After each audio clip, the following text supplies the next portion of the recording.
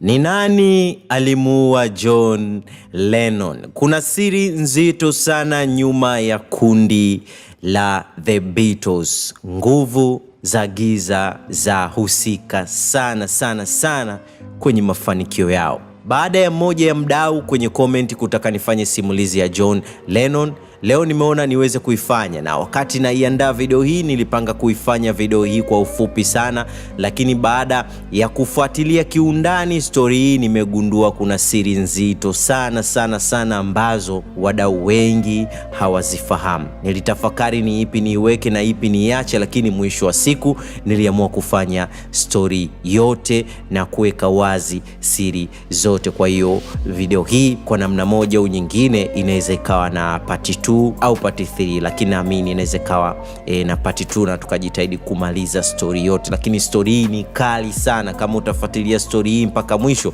basi utagundua kuna siri nzito sana ambazo zimejificha nyuma ya wasanii wa kipindi hicho. Lakini kipindi hicho siri nyingi zilikuwa ziko wazi sana. Kwa hiyo kipindi hiki ambacho media na vitu vingine vimeibuka, vimeweza kuibua hata mambo ambayo yalikuwa yamejificha kipindi hicho na kuweza kushangaa ili kuwaje ya mambo yakafanyika hadharani na watu wakayashuhudia. Ili kuweza kuelewa kila kitu kilichotokea kipindi hicho, ni lazima tuanzie mwanzo kabisa, siku ya tarehe 9 mwezi wa 10 mwaka 1940, siku ambayo John Lennon alizaliwa. John Lennon alizaliwa huko Liverpool Maternity Hospital katika nchi ya Uingereza. Mama yake anafahamika kama Julia na baba yake anafahamika kama Alfred Lennon. Baba yake na John Lennon alikuwa ni baharia ambaye muda mwingi alikuwa anashinda mbali na familia yake, na kipindi ambacho John Lennon alipokuwa anazaliwa, baba yake alikuwa hayupo, alikuwa kazini huko baharini, lakini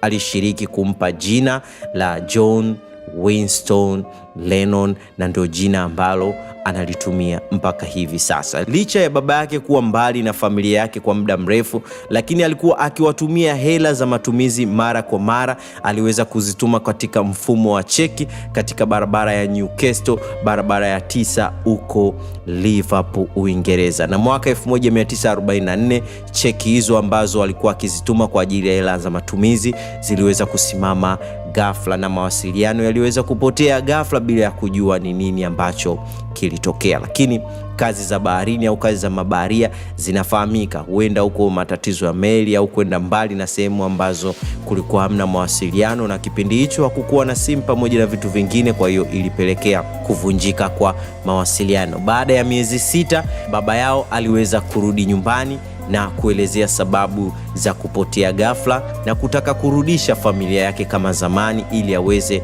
kutoa matumizi kama kawaida. Lakini mama yake na John Lennon aliweza kukataa, kwa sababu mpaka muda huo tayari alikuwa ni mjamzito na mimba hiyo ilikuwa ni ya mwanaume mwingine. Baada ya mama yake na John Lennon kukataa kumpa nafasi ya kumlea mtoto wake, dada yake na mama yake na John Lennon anayefahamika kama Mimi alienda kushtaki usawi wa jamii ya huko Liverpool na kufanikiwa kupewa haki za kumlea mtoto huyo. Mwaka 1946 baba yake na John Lennon alienda kumtembelea Mimi na kumchukua John Lennon, wakati huo alikuwa mdogo sana, na kuondoka naye kisirisiri na kutaka kumtorosha na kwenda naye New Zealand. Lakini Julia ambaye ni mama yake na John Lennon, baada ya kupata taarifa hizo, aliweza kumfuata baba yake na John Lennon huku akiwa na mpenzi wake mpya na kuweza kumzuia baba yake na John Lennon kuweza kuondoka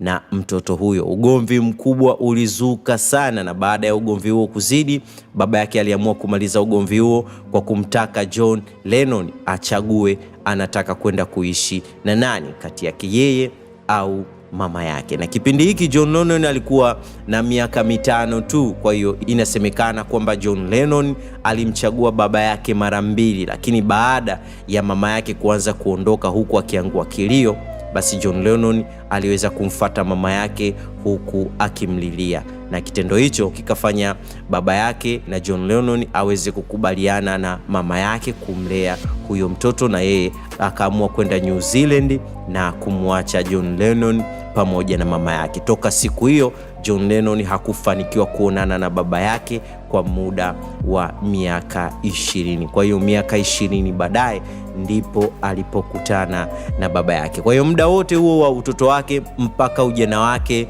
John Lennon aliishi mtaa wa 251 Main Love, Wootton, pamoja na dada yake na mama yake au mamdogo wake aliyefahamika kama Mimi, ambaye huyu Mimi alikuwa anaishi na mume wake ambaye alikuwa anafahamika kama Thurgood Smith, na familia hii ilikuwa ni familia ambayo haikubarikiwa kupata mtoto. Kwa hiyo John Lennon ndio alikuwa mtoto pekee katika familia hii ya mamdogo wake. Mama yake alikuwa akienda kumtembelea mara kwa mara, na mara nyingi alikuwa akienda na nyimbo za Elvis Presley na kuweza kumsikilizishia mtoto wake na kumfundisha kupiga gitaa la banjo. Kwa hiyo mama yake ndiye alimuingiza katika idea ya kuwa mwanamuziki. Tabia yake kwa ujumla aliweza kuizungumzia mwenyewe na kusema kwamba alikuwa ni mtoto ambaye wazazi walikuwa wanawakataza watoto wao kuwa karibu naye, maana alikuwa anawafundisha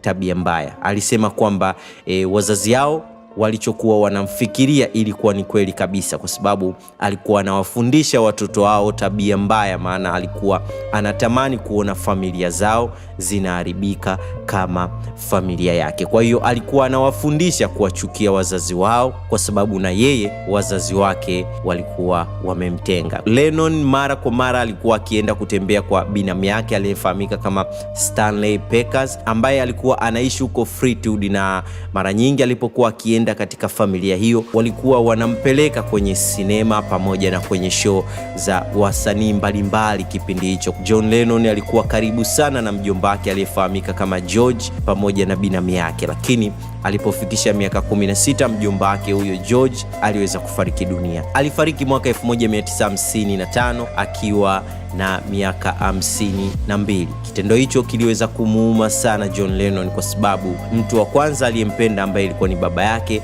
aliweza kumwacha na kuondoka kipindi hicho akiwa na miaka 5. Mjomba wake ambaye naye alikuwa kama baba yake au kama mzazi wake aliweza kuondoka huku akiwa na miaka 16. John Lennon alilelewa kwenye maadili ya Kianglikana na kusoma shule ya Dovedale Primary School, na baada ya kufaulu mtihani alijiunga na shule ya Quarry Bank High School iliyopo Liverpool toka mwaka 1952 mpaka mwaka 1957. Shuleni kwao walikuwa wanamchukulia kama chizi fulani, au tuseme walikuwa wanamuona kama chale kutokana na utundu ambao alikuwa nao. Alikuwa anachora sana katuni huyo alikuwa ni katuni ambaye anafanana na yeye na kuweza kuandika story mbalimbali kutokana na mawazo yake. Kwa hiyo kitendo hicho kilifanya John Lennon kuanzisha gazeti ambalo aliliita Daily World, ambalo lilikuwa linaandika story kadhaa,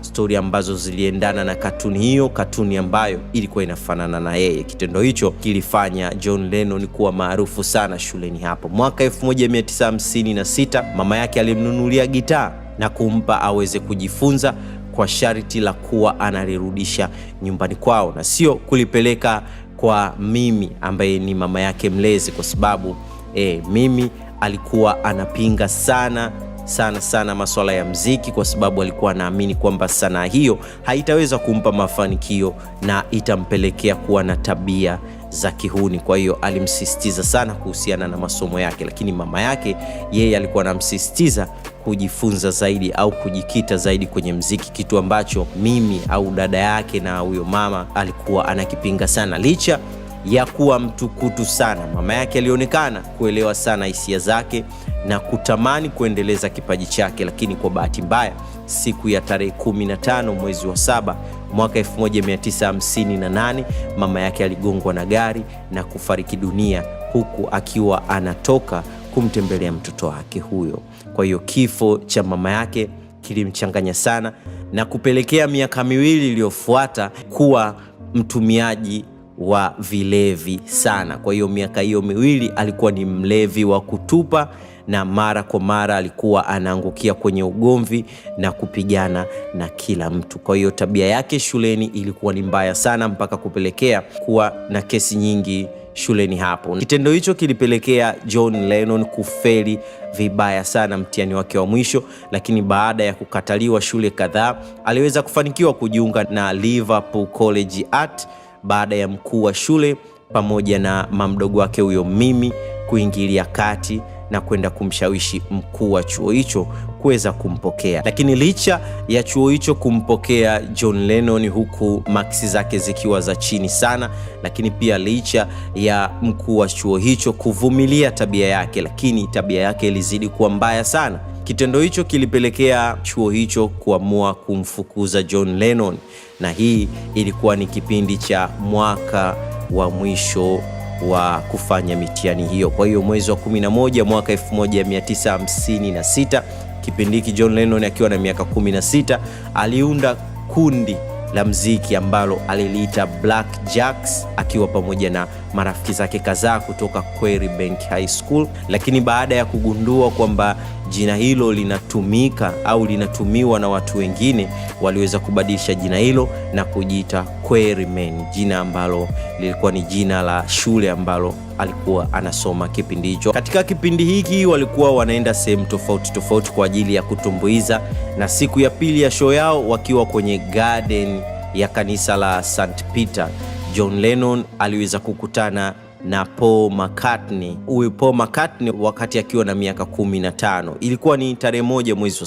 7 mwaka 1957 ndipo walipokutana na kujiunga na kundi hilo na kuwa anapiga gitaa la rhythm. Na mwezi wa pili mwaka 1958 McCartney aliweza kumkaribisha rafiki yake aliyefahamika kama George Harrison akiwa na miaka 15 na kufanyiwa audition na John Lennon, lakini licha ya John Lennon kumpenda, lakini aliweza kupinga umri wake. Baada ya miezi kadhaa, George Harrison aliweza kukutana na John Lennon kwa mara ya pili na kuweza kupiga lead guitar vizuri sana kiasi ambacho John Lennon aliweza kumkubali na kumfanya awe mmoja ya kundi hilo. Na mwezi wa kwanza mwaka 1959 rafiki zake na John Lennon wanaotokea Quarry Bank waliweza kujiondoa kwenye kundi hilo, na John Lennon aliweza kwenda kujiunga na Liverpool College of Art, na huko ndipo alipokutana na rafiki yake Stuart Sutcliffe ambaye alikuwa ameuza picha zake za maonyesho na kununua gitaa la besi na kuungana pamoja na kuanzisha kundi kwa mara nyingine. Lakini kipindi hiki ilikuwa ni mwezi wa kwanza mwaka 1960 na walikubaliana kuliita kundi lao The Beatles. Kwa hiyo sio Beatles ila ni Beatles, ndipo walipoliita kundi hilo jina hilo la kwanza. Walitumia jina hili mpaka mwezi wa 5 walipoamua kujiita Silver Beatles. Walifanikiwa kupata nafasi ya kupanda jukwani huko Scotland kwa ajili ya kuwasindikiza wasanii wakubwa kama John Gentle na kuanza kufahamika na kujulikana kidogo kidogo. Katikati ya mwezi wa 8 ndipo walipoamua kufupisha jina lao na kujiita The Beatles. Alan William ambaye hakuwa kama meneja wa Beatles ila alikuwa ni mtu ambaye anawasapoti, aliandaa makazi huko Hamburg, Ujerumani kwa ajili ya kundi hilo kufikia, na wao walijiandaa kwenda huko Ujerumani. Walifanya kwanza audition ili kuweza kupata mtaalamu wa kupiga drum na kufanikiwa kumpata Pete Best, na siku 4 baadaye waliweza kutoka Liverpool na kuelekea Hamburg, na huko walipata mkataba toka kwa Bruno Koch-Schmieder ambaye alikuwa anamiliki club za huko. Na huyu Koch-Schmieder kipindi hiki alikuwa amebadili hizi strip club kuwa kumbi za mziki, na Beatles walianza kutumbuiza katika kumbi hizo. Moja ya kumbi ambazo walikuwa wanatumbuiza ni pamoja na ukumbi uliofahamika kama Indra Club. Baadaye majirani walilalamikia kupigiwa kelele na kundi hilo na waliweza kuhamishwa na kupelekwa katika ukumbi mwingine ambao unafahamika kama Kaisekela na kuendelea kutumbuiza huko. Kuna siku bosi wao alisikia kwamba kundi hilo linatumbuiza kwenye Top 10 klabu ambayo ilikuwa ni asimu mkubwa sana wa klabu za huyu Koch-Schmieder kinyume na mkataba wao. Kitendo hicho kiliweza kumkasirisha sana huyu bosi wao, na kitendo hicho kikafanya aweze kuwapa notice wa kuvunja mkataba nao ndani ya mwezi mmoja. Ili kuwakomoa huyu Koch-Schmieder alienda kuwashtaki uhamiaji kwa kufanya kazi na kijana ambaye ana umri mdogo sana. Kijana huyu ni yule Harrison, na mamlaka husika iliweza kuandaa mazingira na kumrudisha kwao mwezi wa 11. Mwishoni, wiki moja baadaye, huyu Koz Kimida aliweza kufanya Best pamoja na McCartney wakamatwe kwa kuchoma moto kondom kwenye korido ambayo walikuwa wanaishi, na utawala baada ya kuwakamata iliweza kufanya utaratibu wa kuwarudisha makwao. Kwa hiyo mwezi wa 12 mwanzoni, Lennon naye alirudi Liverpool. Kwa hiyo kitendo hicho kiliweza kuwafanya kundi lote hilo liweze kuona kabisa kwamba safari hiyo kwao ilikuwa sio nzuri. Huyu Sutcliffe yeye alibaki Ujerumani pamoja na mpenzi wake wa Kijerumani ambaye alifahamika kama Astrid Kirchner. Kwa hiyo mapenzi ndio aliweza kumsababisha aweze kubaki huko. Beatles baada ya kurudi Uingereza waliendelea kufanya mazoezi, lakini pia kutokana na historia walioiacha huko Ujerumani walipata dili kwa mara ya pili. Hiki kipindi cha mara ya pili kwenda huko Ujerumani walikaa zaidi ya miaka 2, na kipindi hiki walipokuwa huko Ujerumani ndipo walipoanza kutumia madawa ya kulevya ili kuweza kupata nguvu ya kutumbuiza kila siku, kwa sababu kila siku usiku ilikuwa ni lazima wafanye show. Lakini pia ndicho kipindi ambacho walivumbua staili ya nywele ya ajabu pamoja na mavazi ya ajabu, mavazi ambayo watu wanaweza kusema kwamba ni mavazi ambayo yanahusika na jamii hizi za siri na vitu vingine. Kwa hiyo tunafahamu kwamba huko Ujerumani kuna uhusiano mkubwa sana na mambo ya Illuminati pamoja na vitu vingine. Kwa hiyo kutokana na changamoto hizo, Sutcliffe aliamua kutoka kwenye bendi hiyo na kuendelea na masomo yake huko Ujerumani, na McCartney aliziba nafasi ya bass kwenye kundi hilo, na kipindi hiki ndipo producer Bert Kaempfert alipowaajiri na kuwa backup singer wa msanii aliyekuwa anafahamika kama Tony Sheridan, na kurekodi naye nyimbo kadhaa kwenye lebo ya Polydor Record. Kutokana na umahiri waliouonyesha, walipata mkataba wa mwaka mmoja kwenye lebo hiyo na kufanya single ya kwanza ambayo inafahamika kama My Bone, ambayo walirekodi mwezi wa 7 mwaka 1961 na kuachia miezi 4 baadaye. Nyimbo hiyo iliweza kuingia kwenye chati ya Music Mart na kushika namba 32. Baada ya Beatles kumaliza mkataba wao wa pili huko Ujerumani, waliporudi Liverpool, umaarufu ulikuwa unaanza kuwatembelea, lakini walikuwa wameshachoka kazi za kuimba kwenye mabaa kila siku na kutaka kukua zaidi. Wakiwa Caravan Club siku hiyo, walifanikiwa kukutana na Brian Epstein. Huyu alikuwa ni mmiliki wa kampuni ya usambazaji, na baada ya kuwasikiliza wakiimba kwa mara ya kwanza, aliweza kuwakubali sana na kusema kwamba alipenda tabia zao, uwazi wao pamoja na muonekano wao wa kistaa. Huyu Epstein aliweza kukaa na Beatles na kuongea nao na kuwapa mipango yake mikubwa sana, na Beatles baada ya kusikia mipango ya Epstein waliamua kumfanya awe meneja wao. Na mwezi wa kwanza mwaka 1962, kabla ya kuanza kufanya nao kazi, Epstein alianza kupambana kuwatoa kwenye mikataba ambayo wameingia kipindi cha nyuma. Wakiwa wanajiandaa kwenda Ujerumani kwa mara nyingine, walipata taarifa ya kifo cha mwanamuziki mwenzao. Huyu ni Sutcliffe ambaye alikuwa ni msanii mwenzao, lakini baadaye aliweza kujitoa na kubaki kwa ajili ya masomo. Kwa hiyo wakiwa uwanja wa ndege waliweza kupata taarifa hiyo, lakini hawakuwa na njia nyingine zaidi ya kuendelea na safari yao. Kwa hiyo Epstein kipindi hiki aliweza kufika Ujerumani kwa ajili ya kuvunja mkataba na lebo ya Polydor ili kuweza kuingia mkataba na lebo za Uingereza. Kwa hiyo walifanikiwa kuvunja mkataba kwa sharti la kufanya nyimbo za Tony Sheridan kama backup vocal singers ili kuweza kupewa uhuru wa kuendelea na kazi zao binafsi. Baada ya kuvunja mkataba huo, Epstein alienda kuomba nafasi katika studio zinazofahamika kama Decca Record, lakini kwa bahati mbaya waliweza kukataliwa. Lakini miezi 3 baadaye, producer George Martin aliweza kukubali kuwapokea na kuwasaini katika lebo ya EMI. Martin alipoanza kufanya kazi na Beatles kwenye studio za EMI, ilikuwa ni tarehe 1 mwezi wa 7 mwaka 1962, aliweza kukipinga kiwango cha drama wao ambaye alikuwa anafahamika kama Best, na Beatles mwezi wa 8 walimuondoa Best na kumwajiri msanii mwingine ambaye anafahamika kama Ringo Starr na kufanya naye nyimbo ya Love Me Do. Martin hakuweza kuridhika naye pia na kumwajiri Andy White wiki moja baadaye na kufanya nyimbo ya Please Please Me na PSI I Love You. Lakini baadaye Martin alichagua vision ya Ringo Starr na kuachia mwanzoni mwa mwezi wa 8. Kwa hiyo kitendo hicho kikafanya Ringo Starr aendelee kuwa msanii halali wa kundi hilo. Kwa hiyo nyimbo hiyo ya Love Me Do iliweza kushika namba 17 kwenye retailer chart, na baadaye Martin alishauri kurudia kuifanya Please Please Me kwenye tempo ya juu, na baada ya kumalizika kwa mara ya kwanza Martin aliweza kukubali nyimbo hiyo na kuambia hatimaye wamepata nyimbo ambayo itaweza kuwatoa na kushika namba 1 kwenye chati. Lakini nyimbo hiyo waliamua kuiweka iwe nyimbo ya baadaye. Mwaka 1963 baada ya kumaliza kutengeneza biti za nyimbo zao, walikubaliana memba wote wa kundi hilo, licha ya kuwa wanatumia vyombo vya muziki, kila mmoja alitakiwa kuingiza sauti. Kwa hiyo John Lennon pamoja na McCartney walishirikiana kuandika nyimbo hizo pamoja na watu wengine,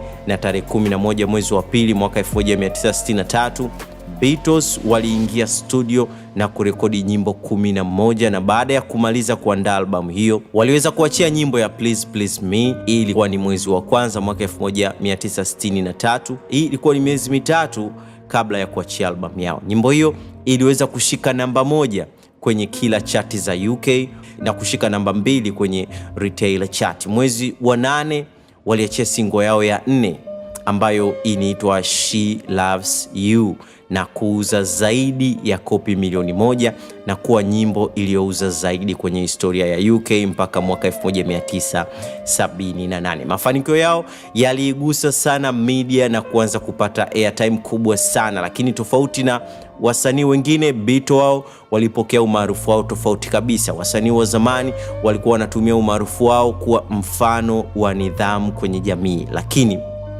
wao walionyesha tabia mbaya, tabia za kihuni zilizochanganyika na vituko pamoja na comedy. Wazazi walichukia sana tabia za Beatles, mavazi yao pamoja na mitindo yao ya nywele, wakiamini kwamba walikuwa ni mfano mbaya kwa jamii ya vijana. Lakini Beatles wao walionyesha kupinga tamaduni za zamani na kupigania uhuru wa vijana wa kuishi maisha yao wanayotaka wenyewe bila kufungwa na sheria za jamii. Kitendo hiki kiliwagusa vijana wengi sana duniani, na vijana hao walitokea kuwapenda sana kundi hili la The Beatles. Beatles walifanya tour ya kuzunguka UK, lakini tour hizo walizirudia mara 3 ndani ya mwaka mmoja. Tour ya kwanza walifanya mwezi wa 3 na tour ya pili walifanya mwezi wa 5 na tour ya 3 walifanya mwezi wa 6. Umaarufu wao ulizidi kuliko kawaida kiasi ambacho watu waliokuwa wanashiriki katika matamasha yao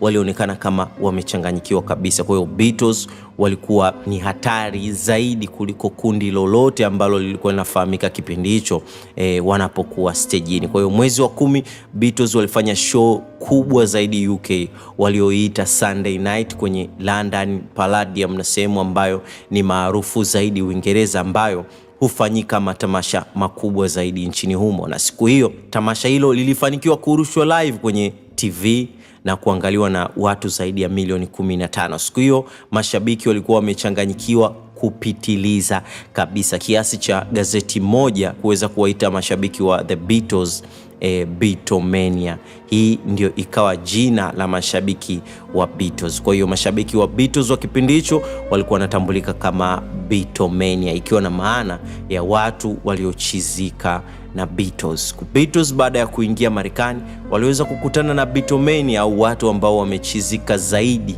kuliko hata wale Beatlemania wa Uingereza, na kufanya show ambayo ilifunika wasanii wote wa Marekani ambao walikuwa wanasifika kipindi hicho na kuandika historia nyingine katika nchi hiyo ya Marekani. Mwisho wa mwezi wa 10 Beatles walianza tour nyingine huko Sweden.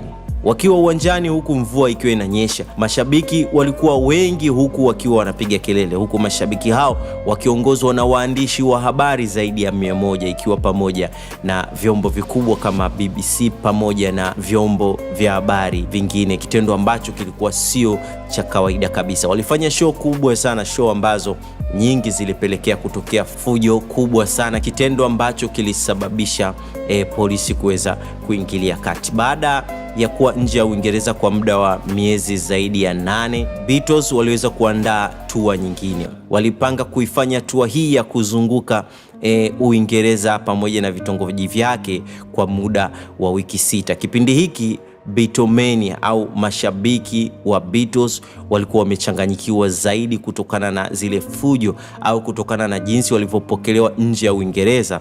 Basi walivyorudi Uingereza, mashabiki wa Uingereza walikuwa wamechanganyikiwa zaidi. Wakiwa katika mji wa Plymouth, mashabiki walionekana kuchanganyikiwa kiasi cha kushindwa kujikontrol na kupelekea kufanya fujo ambayo haikuwahi kufanyika huko Uingereza, na kitendo hicho kilifanya polisi kuingilia kati na kutumia magari ya maji na kuweza kuwatawanyisha mashabiki hao, na baadhi ya watu waliweza kuumia, lakini pia baadhi ya mashabiki wengine waliweza kupoteza maisha. Album ya Please Please Me iliweza kukaa kwenye chati ya rekodi au retailer chart kwa muda wa wiki 30, lakini albamu hiyo iliweza kushushwa na albamu nyingine. Lakini albamu hiyo nyingine ambayo ilishusha albamu hii ilikuwa ni albamu ya Beatles pia. Albamu hii ambayo ilifuatia waliweza kuiachia tarehe 22 mwezi wa 11, huku ikiwa na oda ya kopi 270,000 na iliweza kukaa kwenye chati na kushika namba 1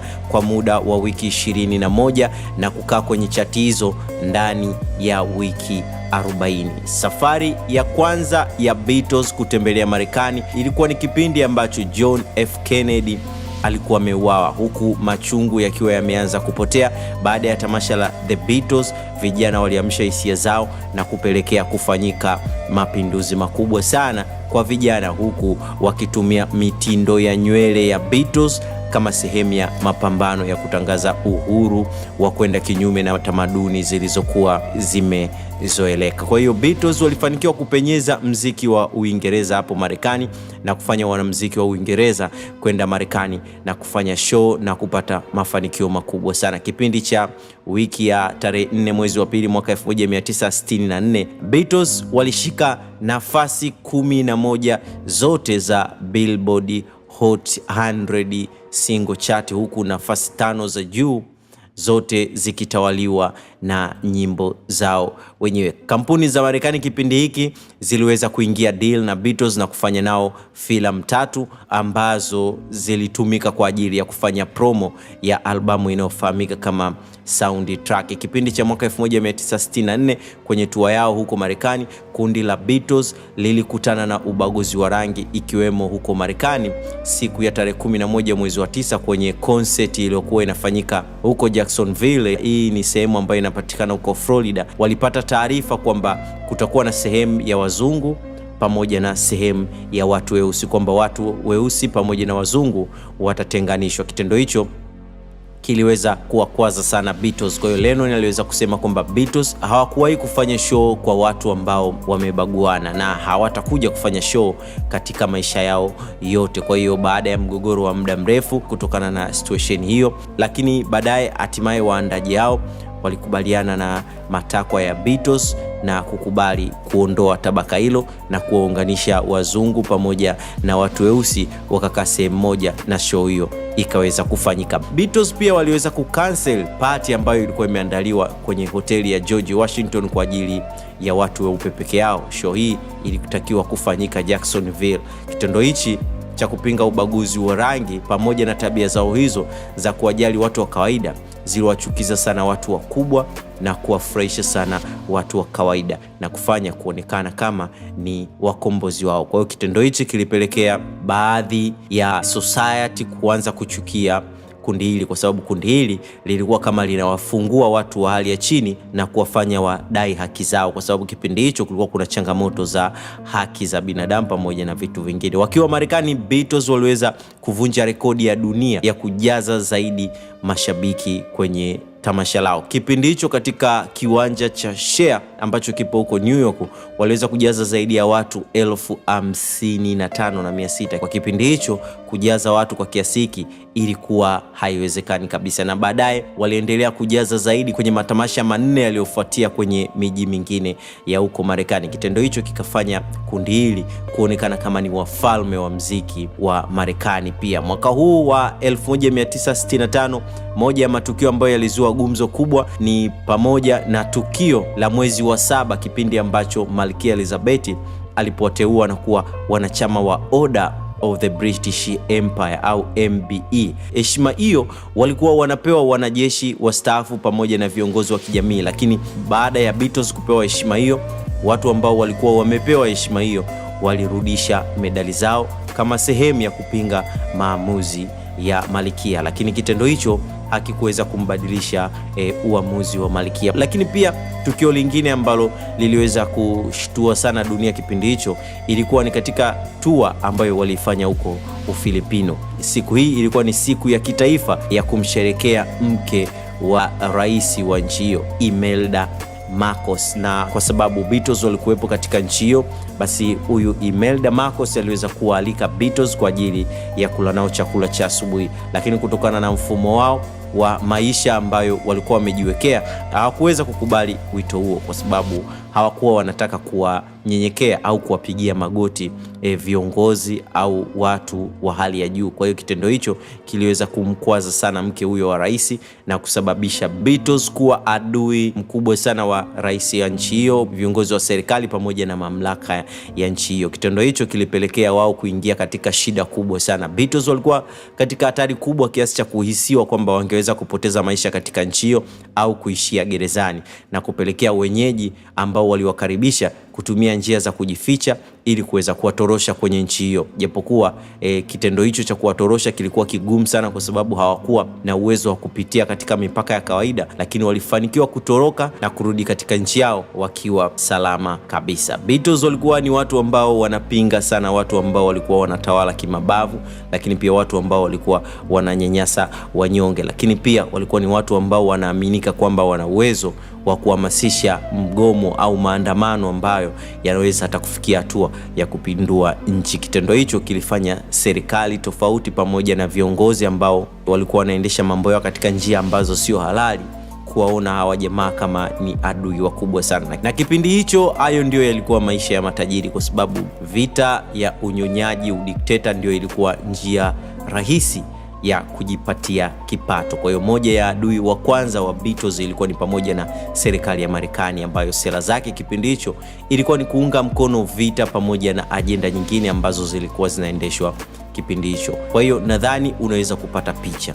Baada ya Kennedy kuuliwa na waliomuua wakamweka rais wao na kuendesha nchi vile walivyokuwa wanataka, alafu linatokea kundi ambalo linawapinga, alafu lina uwezo wa kuhamasisha vijana na kufanya maandamano ambayo hata jeshi la polisi halina uwezo wa kuyazuia. Kwa hiyo kitendo hicho kikapelekea kundi hili, lakini John Lennon kwa ujumla, kuingia matatizo na FBI pamoja na vitu vingine. Mwaka 1965 kundi la Beatles walikaribishwa na dentist mmoja wa memba wa kundi hilo aliyeitwa John Riley, na baada ya kuwaandalia chakula cha jioni aliwapa kahawa ambayo ndani yake ilikuwa imechanganywa na dawa ambayo inafahamika kama LSD. Hii dawa ya LSD inaweza kumfanya mtu aanze kuona maruerue au inaweza kumfanya mtu aone vitu tofauti na uhalisia wake. Unaweza kuanza kuona dunia iko katika mazingira tofauti, au unaweza ukaona ukasikia sauti tofauti. Kuna mambo mengi sana ambayo yanaweza kukutokea endapo utatumia dawa hizi za LSD, au tunaweza tukasema unaweza ukaingia ukawa unapata illusion ya vitu ambavyo havina uhalisia. Tuseme inaweza kufanya ukaonekana kama umechanganyikiwa, lakini kiufupi ni kwamba dawa hizi zilikuwa zinatumika kwa ajili ya kufungua third eye, lakini hii jicho la tatu lilikuwa linafunguliwa kwa kulazimishwa kwa wakati mmoja. Wakati wengine wanatumia meditation na kufungua taratibu, lakini hizi dawa zilikuwa zinafungua kwa haraka sana. Kwa hiyo kwa dakika moja tu hapo inaweza kufungua, na baada hapo unaweza kuanza kuona maruerue, hofu na vitu vingine, mambo ya ulimwengu wa kiroho yanakuwa yanakutokea. Kwa hiyo waliweza kufosiwa au waliweza kudanganywa au waliweza kuwekewa katika kahawa, na kitendo hiki kiliweza kusababisha waweze kufungua mlango katika ulimwengu wa kiroho na viumbe wa kiroho kuweza kuingia au kutoka katika ulimwengu wao. Kwa hiyo kitendo hicho kilipelekea waingie katika changamoto kubwa sana. Kiufupi ni kwamba third eye inaweza ikafunguliwa na watu ambao wana nia nzuri, lakini pia na watu ambao wana nia mbaya, ili uweze kuwasiliana na nguvu za giza, lakini pia uweze kuwasiliana na nguvu za kiroho, vyote viwili kwa pamoja. Hatujajua ni nini ambacho kilitokea, lakini kitendo hicho kiliweza kubadilisha maisha ya kundi la The Beatles kwa kiasi kikubwa sana. Utakuja kuona baadaye nini ambacho kilitokea, lakini hapa unaweza kujua pia kwamba third eye sio nzuri kuifungua mwenyewe tu bila sababu, au kutumia madawa au kutumia vitu ambavyo vinaweza vikafungua jicho la tatu kwa lazima. Kuna mambo ambayo yatatokea ambayo yanaweza ka-affect maisha yako kwa kiasi kikubwa sana, lakini pia unaweza kukutana na viumbe wa kiroho ambao ulikuwa hauko tayari kukutana nao, ikiwemo pamoja na majini, mizimu pamoja na vitu vingine. Waliweza kuzungumzia siku hiyo na kusema kwamba siku hiyo ilikuwa ni siku ya kutisha sana pamoja na kufurahisha pia. Waliweza kusema kwamba baada ya kutumia dawa zile waliona kama nyumba inawaka moto na kuanza kukimbia na kupiga kelele,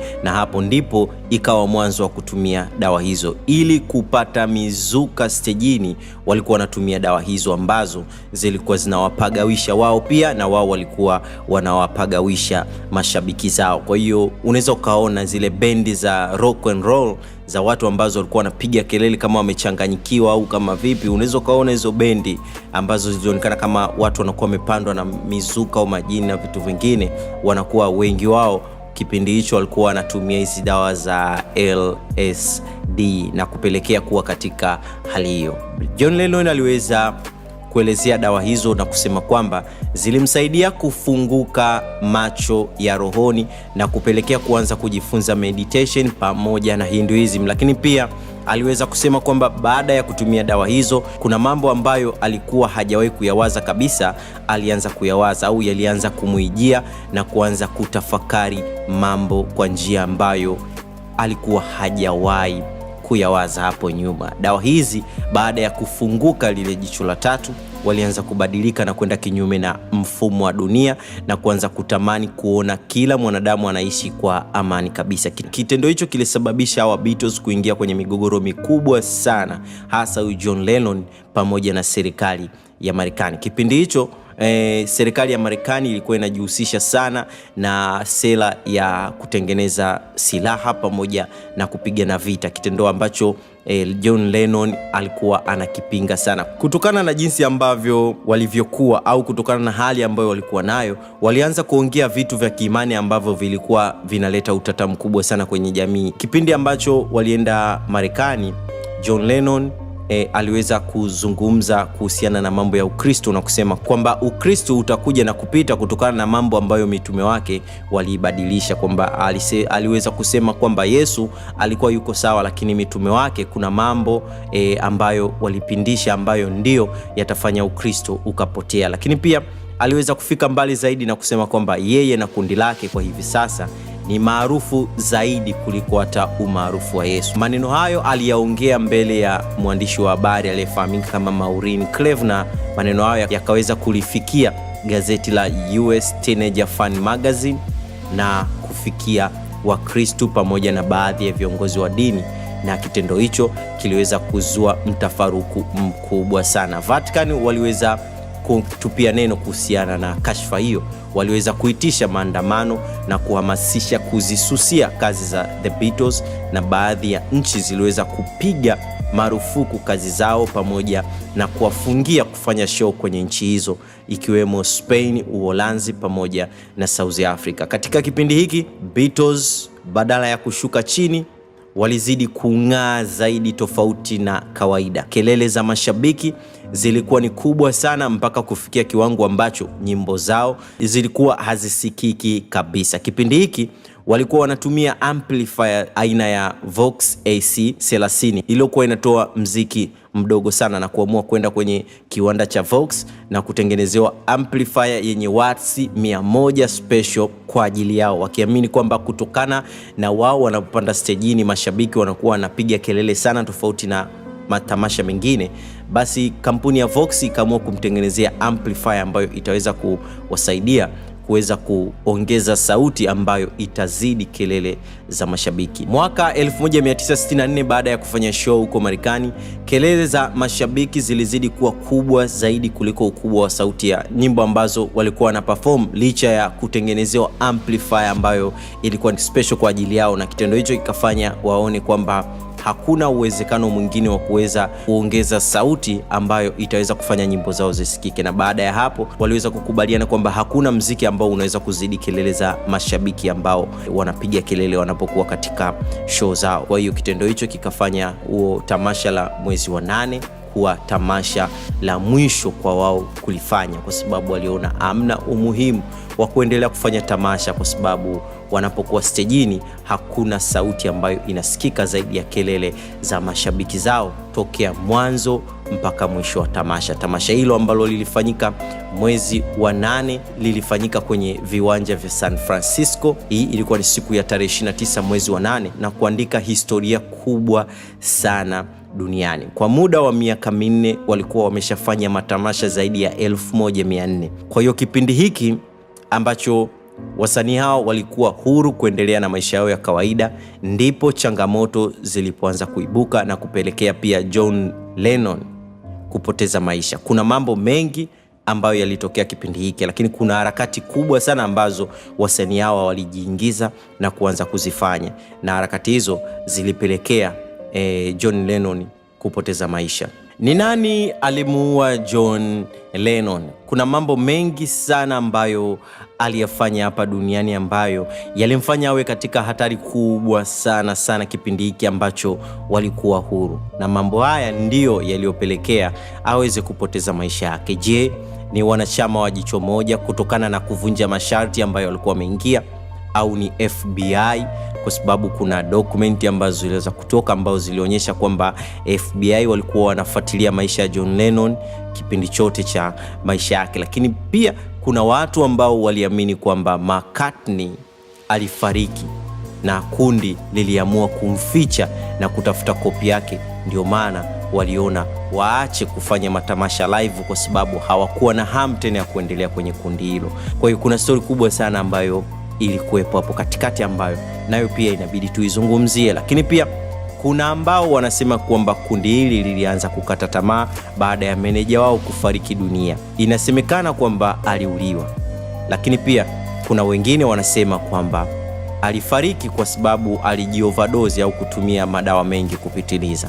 Lakini pia kuna ambao waliweza kuzungumzia pia kuhusiana na kifo hicho na kusema kwamba meneja wao alijiua mwenyewe. Lakini kilichotokea mimi na wewe hatufahamu, ila tutakuja kuzungumzia mambo haya yote kwa pamoja katika video ambayo inafuata. Kwa hiyo nadhani umeshapata picha ya kundi la The Beatles pamoja na mafanikio walioyapata mpaka hapo walipofika.